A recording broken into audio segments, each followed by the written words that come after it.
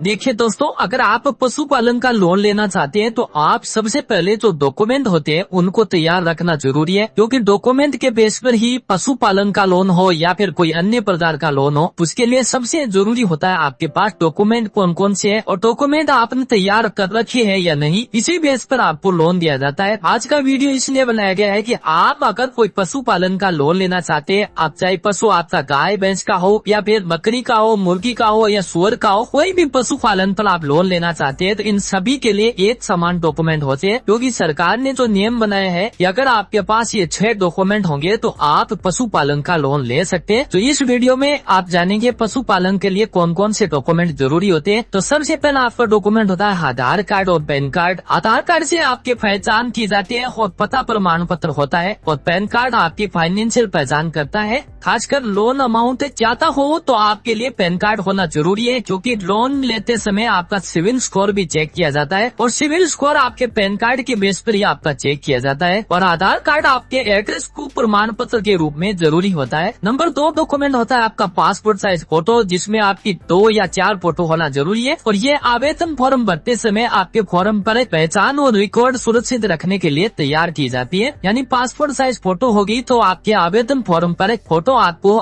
सबसे जरूरी होती है आईडी के रूप में। नंबर 3 डॉक्यूमेंट होता है आपका बैंक पासबुक और या फिर कैंसिल चेक होता है। अब लोन की राशि सीधे आपके बैंक अकाउंट में ट्रांसफर की जाएगी। इसके लिए बैंक पासबुक की पहली पेज की कॉपी या फिर आपका कैंसिल चेक होना जरूरी है, क्योंकि जब आपका लोन अप्रूव हो जाता है तो आपका पैसा आपके बैंक खाते में जमा किया जाता है तो आपकी पासबुक की कॉपी होना जरूरी है। कोई भी आपके फर्स्ट पेज पर जो कॉपी होती है उसी की आवश्यकता पड़ती है, क्योंकि उस फर्स्ट पेज पर आपका बैंक अकाउंट नंबर भी होता है, IFSC कोड भी होता है और आपका नाम, सिविल स्कोर सब कुछ उसी पर होता है। इसी बेस पर आपको लोन दिया जाता है। अब नंबर 4 डॉक्यूमेंट होता है मूल निवास प्रमाण पत्र। ये प्रमाणित करता है कि आप कौन से क्षेत्र के निवासी है और आपने जहाँ से आवेदन किया है वो आपका एड्रेस होता है, इसीलिए मूल निवास प्रमाण पत्र पर यही एड्रेस होता है। फिर एड्रेस प्रूफ का सबसे मजबूत डॉक्यूमेंट मूल निवास प्रमाण पत्र होता है। नंबर 5 डॉक्यूमेंट है भूमि के दस्तावेज, यानी आपके पास जो लोन ले रहे हैं उसके लिए आपके पास जमीन होना जरूरी है, क्योंकि जमीन के बिना तो आपको लोन मिलने वाला नहीं है। और जमीन चाहे आपकी किराए की हो या फिर खुद की हो उसके लिए कोई मायने नहीं रखता है, लेकिन आपके पास जमीन होना जरूरी है, इसी बेस पर ये लोन दिया जाता है। और नंबर 6 डॉक्यूमेंट होता है जिसका नाम है, एक आपके पास प्रोजेक्ट रिपोर्ट होनी चाहिए, यानी एनिमल हस्बेंड्री की एक रिपोर्ट होती है जिसमें सबसे जरूरी डॉक्यूमेंट बताया जा रहा है। और इस रिपोर्ट में यही मेंशन किया होता है कि आपके पास कितने जानवर होंगे, कितना खर्चा होने वाला है, कमाई का स्रोत क्या है, यानी पशुपालन से आप हर साल की कितनी कमाई करने वाले हैं, आपके शेड निर्माण पर टोटल खर्चा कितना है। और अब आपने जब शुरुआत कर लिया तो आप अगले साल तक 1 साल में आपके पशुओं से आप कितनी कमाई करने वाले हैं, ये बात उस प्रोजेक्ट रिपोर्ट में होती है। इसलिए आप ये एनिमल हस्बेंड्री की प्रोजेक्ट रिपोर्ट होना जरूरी है। अगर आपके पास ये प्रोजेक्ट रिपोर्ट नहीं होगी तो फिर आपका लोन रिजेक्ट हो जाएगा। तो ये आपको 6 डॉक्यूमेंट ऐसे हैं इनकी सबसे जरूरी आवश्यकता पड़ती है। कोई भी पशुपालन का लोन लीजिए, अब चाहे आपका पशुपालन लोन गाय भैंस के लिए डेयरी फार्मिंग खोले या बकरी फार्मिंग खोल ले या फिर मुर्गी पालन खोले, कोई भी बिजनेस करे, इसके लिए ये 6 डॉक्यूमेंट होना जरूरी है। अगर आपने पहले ये 6 डॉक्यूमेंट बना दिए तो फिर आगे की प्रोसेस अगर आपको चाहिए कि हमारे पास ये 6 डॉक्यूमेंट अवेलेबल है, अब मैं आपको बकरी पालन या कोई मुर्गी पालन या कोई डेयरी फार्मिंग का लोन लेना चाहते हैं तो आगे की प्रोसेस बताइए, वो आप कमेंट सेक्शन में बताएंगे तो मैं नए वीडियो में उसी के बारे में पूरी डिटेल के साथ जानकारी बता दूंगा। अब आप दोस्तों कमेंट पे ये भी बताना कि आप हमारे इस वीडियो को कहाँ से देख रहे हैं, आप कौन से पशुओं पर लोन लेना चाहते हैं, ये बात अगर कमेंट में बताएंगे तो नए वीडियो में उसी के बारे में पूरी डिटेल के साथ जानकारी बताएंगे, आवेदन प्रोसेस की पूरी प्रोसेस बताएंगे। पुरान दोस्तों पशुपालन पर सब्सिडी भी मिलती है, वो सब्सिडी कैसे मिलेगी उसी के बारे में आगे के नए वीडियो में आपको जरूर बताएंगे, लेकिन कमेंट करना बिल्कुल ना भूलें। और दोस्तों वीडियो पर पहली बार विजिट हुए तो चैनल को लाइक शेयर सब्सक्राइब जरूर कर लेना। Thank you,